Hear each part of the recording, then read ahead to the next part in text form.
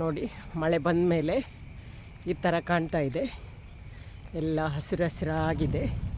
ವಿತಾ ಫ್ಯಾಮಿಲಿಗೆ ನಿಮಗೆಲ್ಲರಿಗೂ ಸ್ವಾಗತ. ಇವತ್ತು ಬೆಳಿಗ್ಗೆಯಿಂದ ತುಂಬಾ ಒಳ್ಳೆ ಮಳೆ ಬರ್ತಾ ಇದೆ. ನಿನ್ನೆ ಸ್ವಲ್ಪ ಬಿಸಿಲು ಬಿತ್ತು, ಹಾಗೆ ಇವತ್ತು ಮಳೆ ಬರ್ತಾನೆ ಇದೆ. ಹಾಗೆ ಮೋಡ ಕೂಡ ಇದೆ.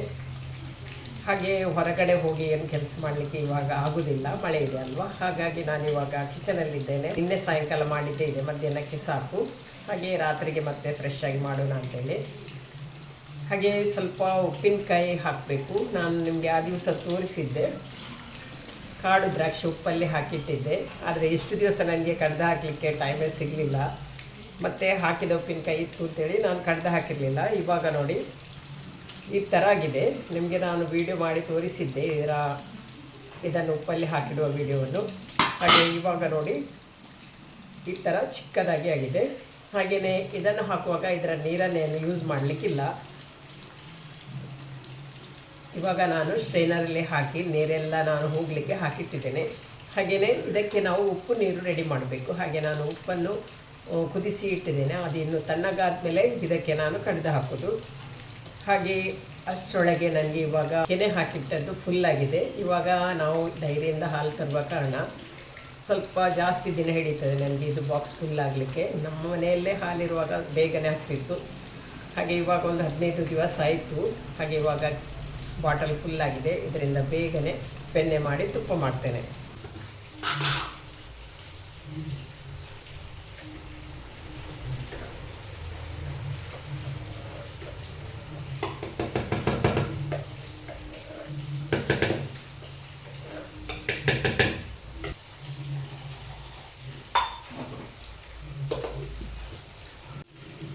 ಎಲ್ಲ ರೆಡಿ ಮಾಡಿಟ್ಟಾಗುವಾಗ ಇವಾಗ ಕರೆಂಟ್ ಹೋಯ್ತು. ಇನ್ನು ಯಾವಾಗ ಕರೆಂಟ್ ಬರ್ತದೆ ಗೊತ್ತಿಲ್ಲ. ಬಂದ ಮೇಲೆ ಕಡಿಯೋದು. ಹಾಗೆ ಉಪ್ಪಿನಕಾಯಿಗೆ ಕೂಡ ಹಾಗೆ ಕರೆಂಟ್ ಬೇಕು ಕಡಿಬೇಕಿದ್ರೆ. ಹಾಗೆ ಎಲ್ಲ ಕೆಲಸವನ್ನು ಹಾಗೇನೆ ಇಡ್ತೇನೆ. ಮತ್ತು ಕರೆಂಟ್ ಬಂದ ಮೇಲೆ ಕಂಟಿನ್ಯೂ ಮಾಡ್ತೇನೆ.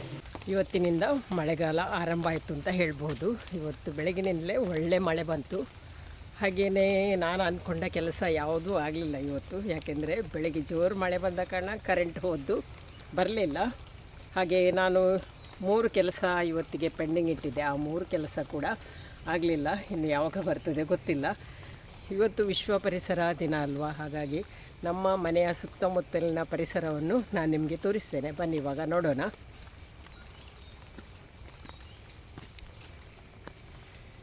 ಇವಾಗ ಸ್ವಲ್ಪ ಮಳೆ ಕಡಿಮೆ ಆಯಿತು. ಹಾಗಾಗಿ ನಾನು ನಮ್ಮ ಮನೆ ಹಿಂದ್ಗಡೆ ಬಂದಿದ್ದೇನೆ. ನಮ್ಮ ಮನೆ ಹಿಂದ್ಗಡೆ ಇರುವ ಹಚ್ಚ ಹಸಿರಾದ ಪರಿಸರವನ್ನು ನಿಮಗೆ ತೋರಿಸ್ತೇನೆ. ಮೊನ್ನೆಯಿಂದ ಸ್ವಲ್ಪ ಸ್ವಲ್ಪ ಮಳೆ ಬಂದ ಕಾರಣ ಇವಾಗ ಎಲ್ಲ ಕಡೆ ಹಚ್ಚ ಹಸಿರಾಗಿ ಕಾಣ್ತಾ ಇದೆ. ನೋಡಲಿಕ್ಕಂತೂ ಖುಷಿಯಾಗ್ತದೆ. ನಮ್ಮ ಹಳ್ಳಿಯಲ್ಲಿರುವ ನಮಗೆ ಇಂಥ ಪರಿಸರವನ್ನು ನೋಡಿ ಅದರೊಂದಿಗೆ ಜೀವಿಸುವುದೇ ತುಂಬ ಖುಷಿ. ಪೇಟೆಯಲ್ಲಿರುವವರಿಗೆಲ್ಲ ಇದೆಲ್ಲ ನೋಡಲಿಕ್ಕೆ ಸಿಗೋದು ತುಂಬ ಕಡಿಮೆ. ಫ್ಲ್ಯಾಟಲ್ಲಿ ಇರ್ತಾರೆ, ಒಳಗಡೆನೇ ಇದ್ದು ಅವರಿಗಂತೂ ಈ ಹಚ್ಚ ಹಸಿರಾಗಿರುವ ಈ ಪರಿಸರವನ್ನು ನೋಡಲಿಕ್ಕೆ ಸಿಗೋದು ತುಂಬ ಕಡಿಮೆ. ಹಾಗಾಗಿ ಇವಾಗ ನಾನು ನಮ್ಮ ಮನೆಯ ಸುತ್ತಮುತ್ತಲಿರುವ ಈ ಪರಿಸರವನ್ನು ನಿಮ್ಮ ಜೊತೆಗೆ ಶೇರ್ ಮಾಡ್ತೇನೆ. ನೋಡಿ ಮಳೆ ಬಂದ ಮೇಲೆ ಈ ಥರ ಕಾಣ್ತಾ ಇದೆ. ಎಲ್ಲ ಹಸಿರು ಹಸಿರಾಗಿದೆ. ಸ್ವಲ್ಪ ಮಳೆ ಕಡಿಮೆ ಆಯಿತು ಅಂತ ಹೇಳಿ ನಾನು ಮನೆ ಹಿಂದ್ಗಡೆ ಬಂದಿದ್ದೇನೆ. ನಿಮ್ಮ ಜೊತೆಗೆ ಈ ಪರಿಸರವನ್ನು ಶೇರ್ ಮಾಡೋಣ ಅಂಥೇಳಿ.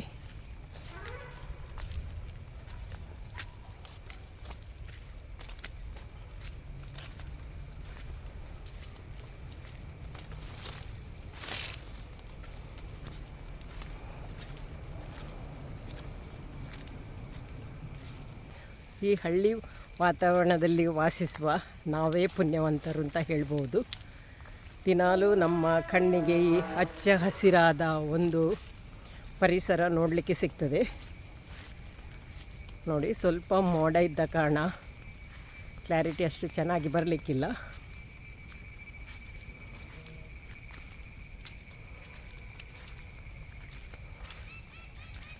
ನೋಡಿ ಮಳೆ ಬಂದ ಮೇಲೆ ಈ ಥರ ಕಾಣ್ತಾ ಇದೆ. ಇನ್ನೂ ಸ್ವಲ್ಪ ಸಮಯ ಹೋದ್ಮೇಲೆ ಇನ್ನೂ ಕೂಡ ತುಂಬಾ ಚೆನ್ನಾಗಿ ಕಾಣ್ತದೆ. ಇವಾಗಷ್ಟೇ ಮಳೆ ಸ್ಟಾರ್ಟ್ ಆದಷ್ಟೇ ಅಲ್ವಾ. ಒಂದು ವಾರದಿಂದ ಸ್ವಲ್ಪ ಸ್ವಲ್ಪ ಮಳೆ ಬಂದು ಇವತ್ತಿನಿಂದ ಸರಿಯಾದ ಮಳೆಗಾಲ ಆರಂಭ ಆಯಿತು. ನಮ್ಮ ಮನೆಯ ಸುತ್ತಮುತ್ತ ಈ ಥರ ಇದೆ.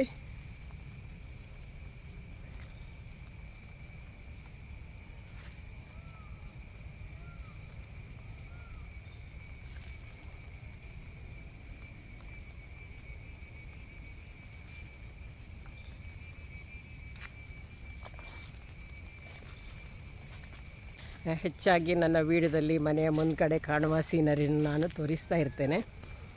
ಇವಾಗಂತೂ ಮಳೆ ಸ್ಟಾರ್ಟ್ ಆದಮೇಲೆ ತುಂಬಾ ಚೆನ್ನಾಗಿ ಕಾಣ್ತಾ ಇದೆ.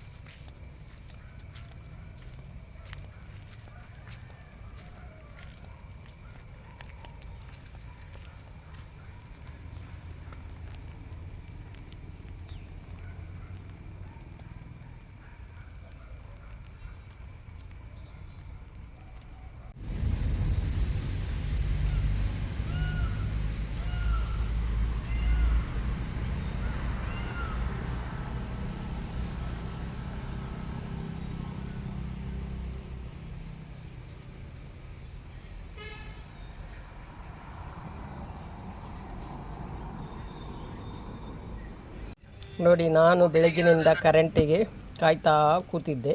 ಆದರೆ ಮನ್ವಿತಾ ಇಲ್ಲಿ ಡಿಫ್ರೆಂಟ್ ಆದ ಒಂದು ನೂಡಲ್ಸ್ ಮಾಡಿದ್ದಾಳೆ. ಗೋಧಿ ಹಿಟ್ಟಿನಿಂದ ನೂಡಲ್ಸ್ ಮಾಡಿ ಈ ಥರ ಮಾಡಿದ್ದಾಳೆ. ತುಂಬಾ ಟೇಸ್ಟಾಗಿ ಚೆನ್ನಾಗಿ ಬಂದಿದೆ.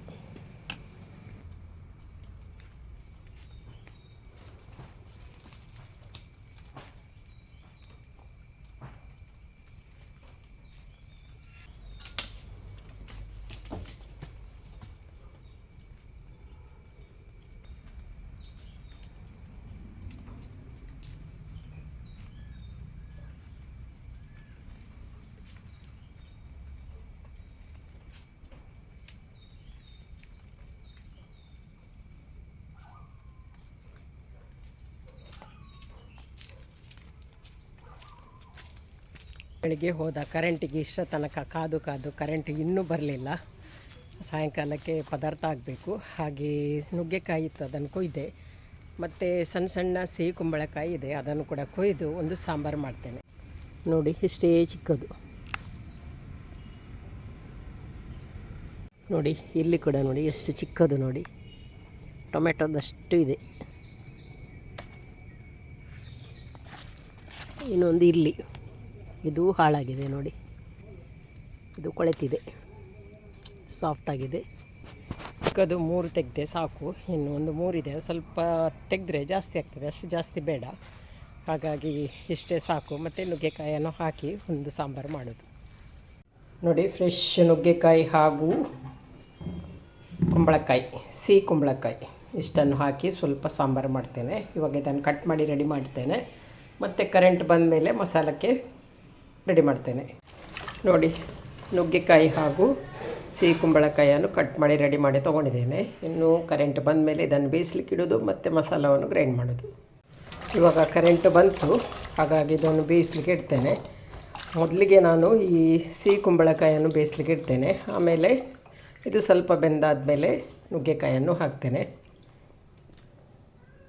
ಈ ಸಿಹಿ ಕುಂಬಳಕಾಯಿ ಬೇಯಲಿಕ್ಕೆ ಬೇಕಾಗುವಷ್ಟು ನೀರನ್ನು ಹಾಕಿದೆ. ಹಾಗೆಯೇ ಸ್ವಲ್ಪ ಉಪ್ಪನ್ನು ಹಾಕ್ತೇನೆ. ಮತ್ತು ಇದು ಬೇಯ್ತಾ ಬರುವಾಗ ನುಗ್ಗೆಕಾಯಿಯನ್ನು ಹಾಕ್ತೇನೆ. ಈಗ ಇದು ಬೇಯಲಿ.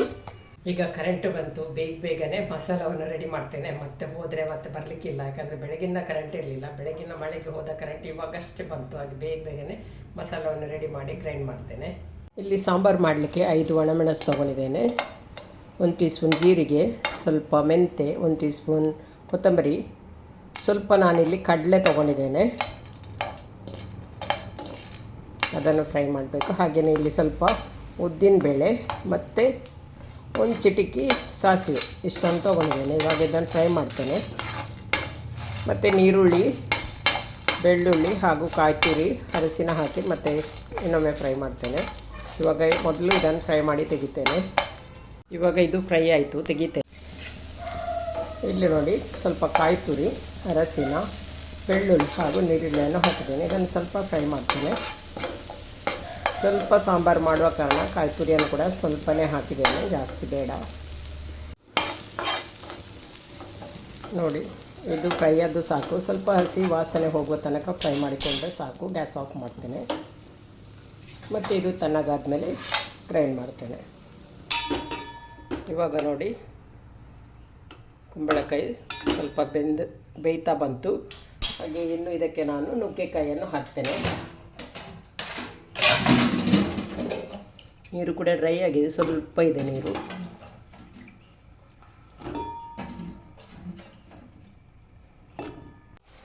ಆಗ ಸ್ವಲ್ಪ ಉಪ್ಪು ಹಾಕಿದ್ದೆ. ಇವಾಗ ಮತ್ತೆ ಸ್ವಲ್ಪ ಉಪ್ಪನ್ನು ಹಾಕಿ ಇದನ್ನು ಬೇಯಿಸ್ತೇನೆ. ಇನ್ನು ಇದು ಬೇಯಲಿ, ಅಷ್ಟೊತ್ತಿಗೆ ಮಸಾಲೆ ಕೂಡ ಗ್ರೈಂಡ್ ಮಾಡಿ ರೆಡಿ ಆಗ್ತದೆ. ಇಲ್ಲಿ ಮಸಾಲ ಕೂಡ ರೆಡಿ ಆಯಿತು.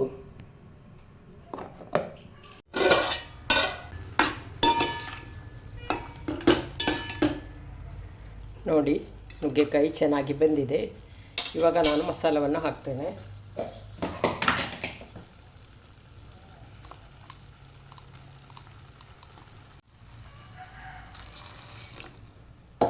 ಈ ಸಾಂಬಾರು ಮಾಡುವಾಗ ನಾನು ಹುಣಸೆ ಹಣ್ಣನ್ನು ಹಾಕಿರಲಿಲ್ಲ. ಸಾಂಬಾರಿಗೆ ಹುಣಸೆ ಹಣ್ಣಿನ ನೀರನ್ನು ಹಾಕಿದರೆ ತುಂಬಾ ಟೇಸ್ಟಾಗಿ ಬರ್ತದೆ. ಹಾಗಾಗಿ ಹುಣಸೆ ಹಣ್ಣನ್ನು ಕಡಿಯುವಾಗ ಹಾಕಲಿಲ್ಲ. ಇವಾಗ ಸ್ವಲ್ಪ ಹುಣಸೆ ಹಣ್ಣಿನ ರಸವನ್ನು ಹಾಕಿದೆ. ಹಾಗೆಯೇ ಒಂದು ಚಿಕ್ಕ ತುಂಡು ಬೆಲ್ಲವನ್ನು ಕೂಡ ಹಾಕ್ತೇನೆ.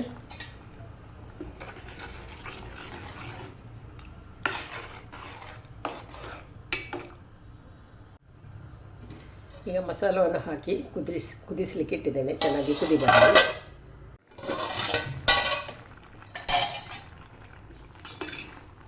ನೋಡಿ, ಇವಾಗ ಸಿಂಪಲಾದ ನುಗ್ಗೆಕಾಯಿ ಹಾಗೂ ಸಿಹಿ ಕುಂಬಳಕಾಯಿಯ ಸಾರು ರೆಡಿ ಆಯಿತು. ಇನ್ನು ಇದಕ್ಕೆ ಒಂದು ಒಗ್ಗರಣೆಯನ್ನು ಹಾಕ್ತೇನೆ. ಒಗ್ಗರಣೆ ರೆಡಿ ಆಯಿತು. ಎಣ್ಣೆ, ಸಾಸಿವೆ, ಕರಿಬೇವು ಹಾಗೂ ಹಿಂಗನ್ನು ಹಾಕಿದ್ದೇನೆ.